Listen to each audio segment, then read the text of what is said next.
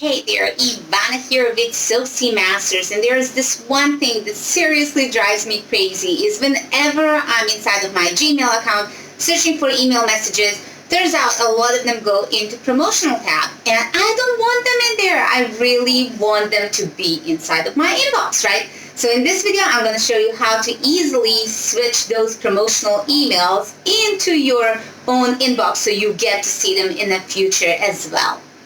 Okay, as I said, this is what really bothers me. A lot of emails that I want to read, they go into my promotional tab, and I don't like that. For example, I use the software iTags daily. So I want this to come into my primary folder. So I want to see these emails. So what is it that you need to do to move them? No, you don't need to open them. You just need to take this and move it over to primary. So you pretty much drag it. So you click on it like this, move it to primary. Same thing with Soci Masters emails. As you can see, they are going into my promotional folder. So I'm moving it over to primary.